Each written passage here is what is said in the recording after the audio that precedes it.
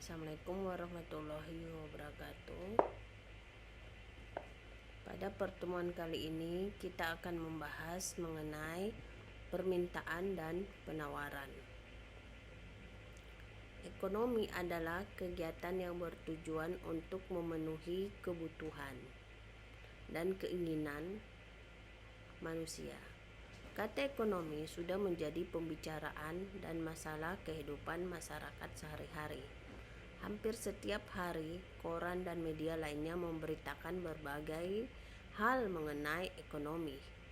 Hal ini menggambarkan bahwa kualitas kehidupan masyarakat sangat dipengaruhi oleh kegiatan atau fenomena ekonomi yang terjadi di masyarakat tersebut. Permintaan dan penawaran merupakan informasi dasar yang perlu diketahui oleh para pelaku atau aktor ekonomi guna menyusun strategi atau kiat untuk mencapai tujuannya. Permintaan adalah informasi penting yang menggambarkan peluang pasar bagi produsen. Sementara bagi konsumen merupakan informasi dasar mengenai kecenderungan perubahan harga barang dan jasa. Selanjutnya, permintaan ini juga merupakan informasi penting bagi pemerintah untuk menyusun perencanaan ekonomi nasional guna memenuhi kebutuhan dan keinginan konsumsi masyarakat. Penawaran atau supply adalah informasi dasar yang perlu diketahui oleh para pelaku atau aktor ekonomi guna menyusun strategi atau kiat mencapai tujuannya. Informasi mengenai penawaran menggambarkan peluang bagi konsumen untuk memenuhi kebutuhan dan keinginan konsumsinya. Sementara bagi produsen merupakan informasi dasar mengenai tingkat persaingan bisnis. Selanjutnya, penawaran ini mengenai tingkat persaingan bisnis. Selanjutnya, penawaran ini juga merupakan informasi penting bagi pemerintah untuk menyusun perencanaan ekonomi makro guna memajukan perekonomian nasionalnya. Jadi kita berangkat pada pengertian permintaan. Permintaan adalah jumlah atau kualitas barang dan jasa yang dibutuhkan oleh konsumen pada kondisi tertentu. Permintaan ini biasanya dilambangkan dengan QD. Permintaan akan barang dan jasa diartikan jumlah barang dan jasa yang ingin didapatkan secara ekonomis akan dibeli oleh konsumen. Pengertian dan jenis barang atau jasa. Jadi berbagai kebutuhan dan keinginan konsumen biasanya ditunjukkan dalam bentuk barang, komoditas yang terlihat secara fisik, maupun jasa atau komoditas yang tidak terlihat secara fisik. Dari sisi permintaan atau kebutuhan konsumen, barang dan jasa dapat dikelompokkan menjadi beberapa kelompok sebagai berikut. Barang dan jasa normal atau normal goods, atau barang dan jasa yang permintaannya berhubungan lurus dengan pendapatan atau income konsumen. Bila pendapatan konsumen meningkat, maka permintaan akan barang dan jasa yang bersangkutan juga meningkat dan sebaliknya.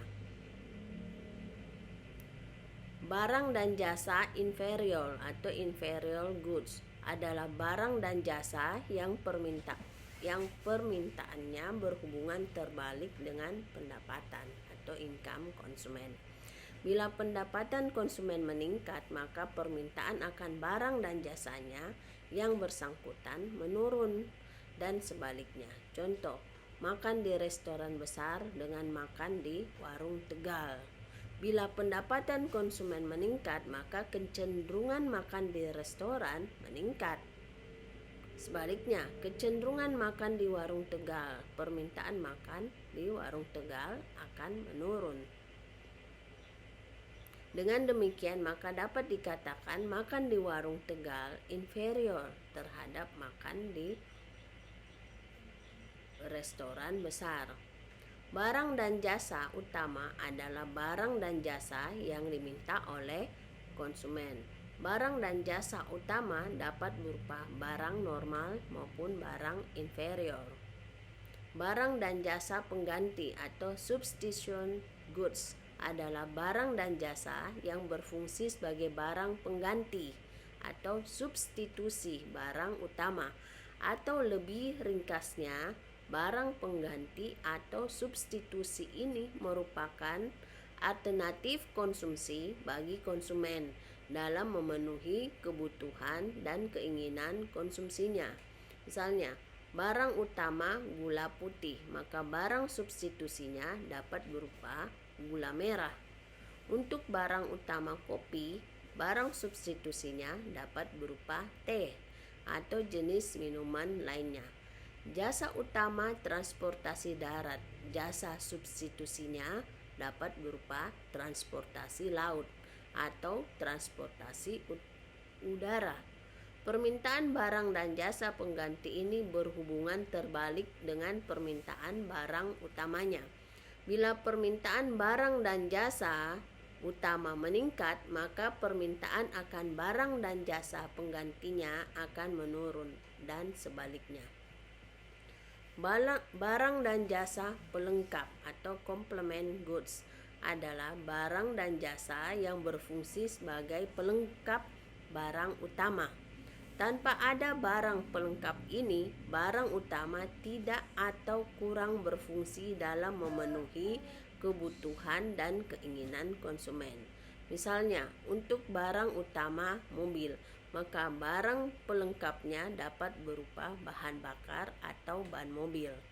Untuk jasa utamanya dokter, maka barang pelengkapnya dapat berupa obat-obatan ataupun alat-alat kedokteran. Permintaan barang pelengkap ini berhubungan lurus dengan permintaan barang utamanya. Bila permintaan barang dan jasa utama meningkat, maka permintaan akan barang dan jasa pelengkapnya juga naik, dan sebaliknya.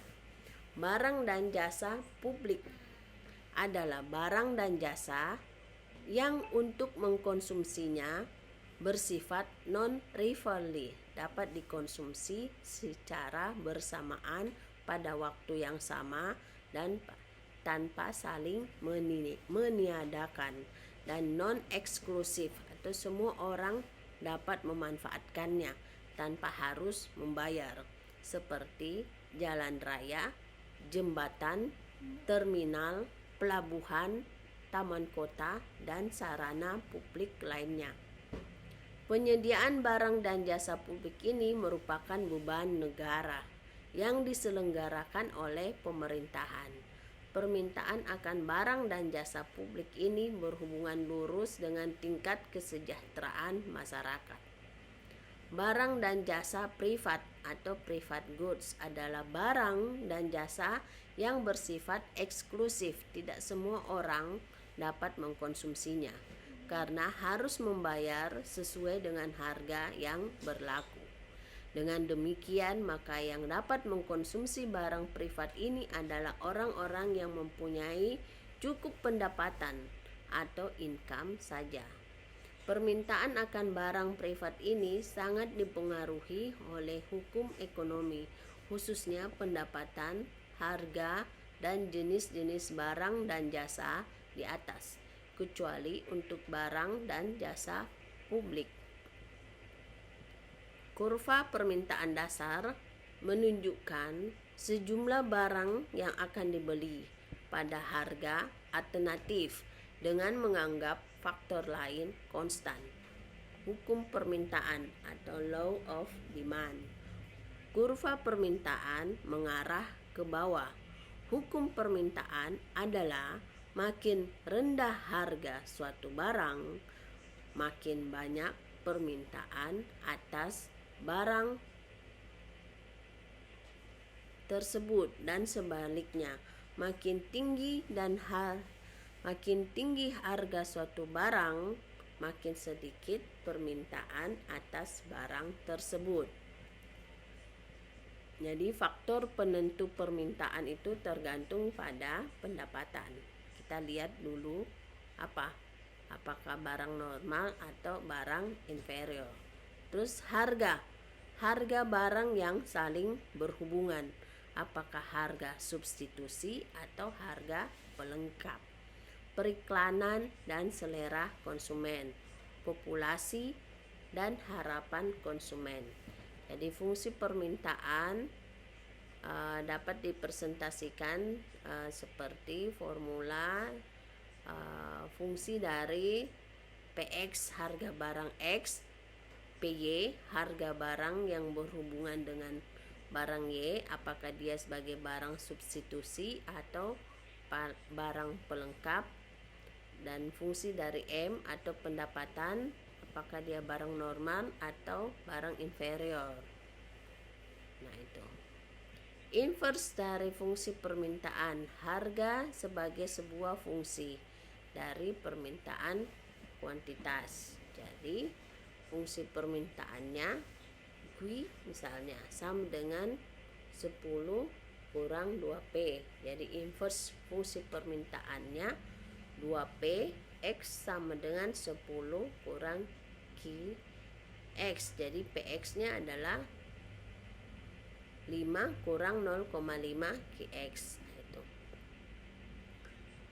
surplus konsumen. Jadi nilai konsumen didapat dari sebuah barang tetapi tidak harus membayar. Surplus konsumen atau consumer surplus didefinisikan sebagai keuntungan yang diterima oleh konsumen karena mempunyai kesempatan untuk membeli suatu barang pada harga marginalnya, bukan pada harga rata-ratanya. Misalnya, kurva permintaan Marshallian berbentuk garis linear dengan slope menurun seperti pada gambar berikut. Jadi kurva ini mempunyai persamaan fungsi X sama dengan 7 atau PX sama dengan 35 kurang 5X untuk X yang lebih besar dari 0. Pada gambar tersebut di atas terlihat bahwa jika harga barang adalah sebesar Rp30, maka konsumen akan membeli sebanyak 1 unit barang X. Jika harga barang Rp25, maka konsumen membeli sebanyak 2 unit untuk barang X dan seterusnya.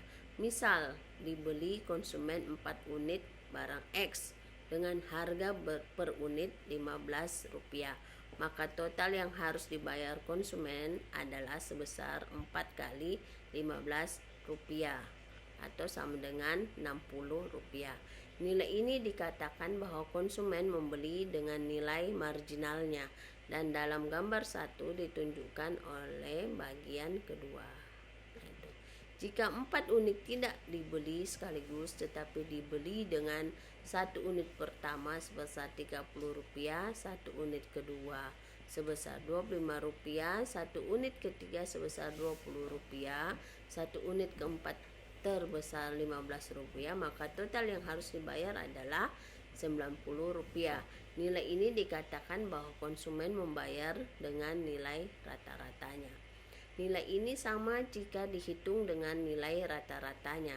Nilai rata-rata per unit dibayar Rp22,50.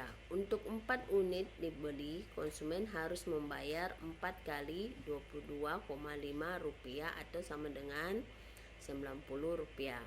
Nilai ini digambar dapat ditunjukkan pada bagian 1 dan 2. Selisih sebesar Rp90 dikurang Rp60 sama dengan Rp30 merupakan surplus konsumen, dan di gambar 1 ditunjukkan pada bagian 1. Misal sekarang harga barang naik menjadi Rp20 per unit, maka konsumen akan membeli sebanyak 3 unit dengan total Rp60. Jika 2 unit dibeli dengan 1 unit sebesar Rp30, unit kedua sebesar Rp25 dan unit ketiga sebesar Rp20, maka total yang harus dibayar oleh konsumen adalah sebesar Rp30 ditambah Rp25 ditambah Rp20 sama dengan Rp75.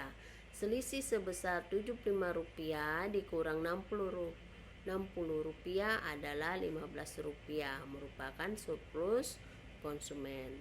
Perubahan harga dari Rp15 per unit menjadi Rp20 menyebabkan surplus konsumen sebesar Rp30 dikurang Rp15 sama dengan Rp15. Itu contoh. Sekarang kita masuk ke pengertian penawaran. Setelah membahas permintaan atau jumlah barang yang mau dan mampu dibeli oleh bisnisnya, maka berikutnya perlu dibahas bagaimana perilaku produsen dalam melaksanakan bisnisnya, khususnya dalam hal penyediaan barang dan jasa yang menjadi usaha utamanya. Penawaran adalah jumlah dan kualitas barang dan jasa yang mau dijual oleh produsen pada kondisi tertentu. Penawaran ini biasanya dilambangkan dengan QS atau quantity supply. Dengan demikian, penawaran supply akan barang dan jasa dapat diartikan sebagai jumlah barang dan jasa yang ingin dijual atau secara bisnis menguntungkan oleh produsen. Penawaran barang atau market supply. Penawaran pasar atau market supply. Penawaran pasar adalah jumlah barang yang tersedia dan mau dijual oleh para produsen di pasar pada kondisi tertentu, atau dapat juga digambarkan sebagai hubungan antara daftar harga jual barang dan jasa dengan kemauan atau kesediaan para produsen untuk menjual barang dan jasa yang bersangkutan. Penawaran ini digambarkan dalam bentuk kurva atau grafik yang menunjukkan perkembangan atau arah penawaran barang dan jasa menurut harga dan satuan waktu. Tabel atau daftar yang menunjukkan besarnya volume kuantitas penawaran barang dan jasa menurut kelompok atau kriteria tertentu. Fungsi menunjukkan hubungan antara jumlah barang dan jasa yang ditawarkan produsen untuk dijual dengan faktor terkait seperti harga dari barang dan jasa yang bersangkutan maupun biaya atau kos untuk memproduksi barang dan jasa tersebut. Jadi fungsi penawaran dan faktor yang mempengaruhi. Jadi seperti yang disinggung pada bab 1 di muka, bahwa untuk memudahkan analisis fenomena ekonomi digunakan pendekatan fungsi yang merupakan penyederhanaan dari model. Berkaitan dengan hal tersebut, maka untuk menganalisis penawaran juga digunakan fungsi penawaran. Fungsi penawaran adalah gambaran hubungan antara jumlah barang yang ditawarkan untuk dijual dengan faktor-faktor yang mempengaruhinya. Bila diamati dengan teliti, ternyata jumlah barang yang ditawarkan oleh produsen atau keputusan produsen untuk menjual sejumlah barang dan jasa dipengaruhi oleh banyak hal, antara lain harga jual atau price barang dan jasa. Produsen tidak mungkin mau menjual barang dan jasa bila harga jualnya tidak memadai atau tidak menghasilkan laba. Dengan demikian, maka perubahan harga jual barang dan jasa akan mengubah jumlah penawaran barang dan jasa yang bersangkutan oleh produsen. Oleh karena itu, maka semakin tinggi harga, produsen cenderung menjual lebih banyak karena labanya semakin besar dan sebaliknya. Jadi faktor yang berikutnya adalah biaya atau cost dari barang yang ditawarkan. Biaya produksi dan pengadaan barang dan jasa yang akan ditawarkan oleh produsen akan mempengaruhi besar kecilnya laba yang didapat oleh produsen. Semakin tinggi biaya, semakin kecil laba yang didapat. Begitu juga sebaliknya. Dengan demikian, bila biaya meningkat, produsen cenderung mengurangi penawarannya karena labanya berkurang. Begitu juga sebaliknya. Faktor ketiga yang mempengaruhi jumlah penawaran adalah bahan baku dan teknologi produksi untuk memproduksi barang dan jasa. Semakin mudah akses kepada bahan baku dan teknologi produksi, produsen cenderung menyediakan barang dan jasa lebih banyak, dan sebaliknya. Faktor lainnya yang mempengaruhi penawaran barang dan jasa oleh produsen antara lain tingkat persaingan, tersedia tidaknya barang substitusi, kecenderungan harga barang pelengkap, dan sebagainya. Oleh karena itu, maka fungsi penawaran akan barang dan jasa dapat dirumuskan sebagai berikut. QS atau fungsi dari P, cost, bahan baku, teknologi, dan faktor lainnya. Jadi hukum penawaran yang dimaksudkan adalah hubungan sebab akibat atau kausalitas antara penawaran barang dan jasa dengan faktor-faktor yang mempengaruhinya. Misalnya, hubungan antara jumlah penawaran barang dan jasa dengan harga barang dan jasa tersebut, atau hubungan antara jumlah barang dan jasa yang ditawarkan dengan tingkat pendapatan atau income konsumen. Contoh, bila faktor yang paling berpengaruh adalah harga, penawaran barang dan jasa ditentukan oleh harga. Ceteris paribus, faktor lain dianggap tetap. Jadi, maka penawaran juga berubah dengan arah perubahan yang sama. Bila faktor yang paling berpengaruh adalah biaya atau cost, penawaran akan barang dan jasa ditentukan oleh biaya. Ceteris paribus, faktor lain dianggap tetap. Bila biaya cost berubah, maka penawaran juga berubah dengan perubahan yang berlawanan. Fungsi penawaran ini dapat berbentuk linear, variabel independennya berpangkat 1, maupun non-linear atau variabel independennya berpangkat lebih dari 1. Kurva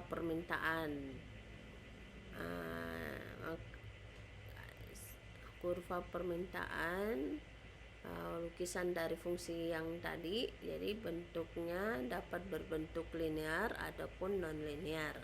Maka kurva penawaran ini juga dapat berbentuk garis lurus maupun bukan garis lurus seperti parabola, hiperbola, dan sebagainya. Kita pun perlu mengetahui dari pengertian keseimbangan pasar. Jadi keseimbangan pasar atau keseimbangan antara permintaan dan penawaran atau market equilibrium adalah adanya kesepakatan antara konsumen yang akan membeli dengan produsen yang akan menjual barang dan jasa yang sama. Dengan demikian, maka kedua pihak yang akan bertransaksi tersebut menyepakati harga, persatuan, dan jumlah satuan untuk unit barang dan jasa yang ditransaksikan tersebut. Jadi syarat keseimbangan. Jadi sebagaimana disinggung di atas bahwa keseimbangan pasar terjadi bila ada kesepakatan antara konsumen yang membutuhkan dengan produsen yang menjual barang dan jasa.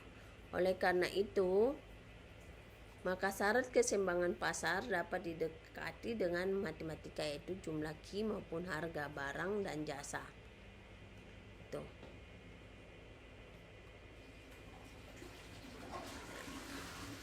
Atau keseimbangan tersebut akan terjadi bila kepentingan masing-masing pihak bertemu pada kesepakatan tersebut. Dengan demikian, keseimbangan pasar dapat dirumuskan menjadi QD sama dengan QS. quantity demand sama dengan quantity supply. Tuh. Jadi ada pembatasan harga. Harga tertinggi adalah harga sah maksimum yang dapat dibebankan. Contoh, harga bensin tahun 1970-an. Perumahan di kota New York mengajukan pembatasan pada biaya ATM. Harga terendah atau price floor, harga minimum yang dapat dibebankan. Contohnya upah minimum, harga penunjang pertanian. Jadi perbandingan statis. Bagaimanakah harga keseimbangan dan perubahan kuantitas ketika sebuah faktor penentu dari penawaran atau permintaan berubah?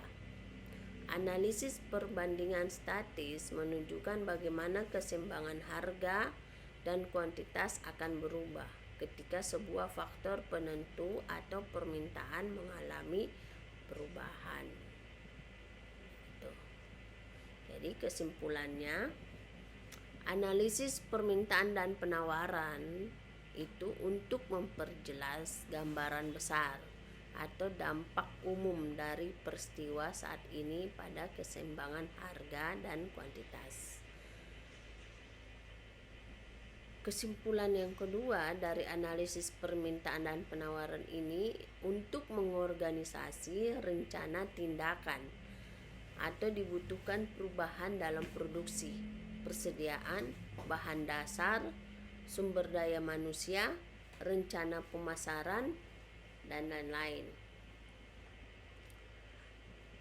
Analisis permintaan dan penawaran ini untuk pengembangan bisnis. Jadi hubungan permintaan dan penawaran berinteraksi untuk menentukan struktur pasar yang diamati dalam berbagai industri. Jadi ekonomi adalah bagian dari kehidupan, menyangkut masalah keberlanjutan, sustainability, kepuasan dari pihak-pihak yang bertransaksi. Maka masalah etika atau norma berupa nilai-nilai yang dianut oleh pihak-pihak yang bertransaksi dan berlaku di masyarakat. Bila salah satu pihak tidak puas dengan transaksi yang dilakukan dan terasa dirugikan atau disolimi oleh pihak lain, maka kemungkinan untuk terjadinya transaksi berikutnya akan sangat kecil. Oleh karena itu, maka idealnya para pihak yang bertransaksi akan berusaha menjaga keberlanjutan kepuasan masing-masing pihak tersebut. Sehubungan dengan hal ini diperlukan masalah etika yang disepakati bersama. Oke, itu cukup sekian dari pembahasan kita mengenai permintaan dan penawaran.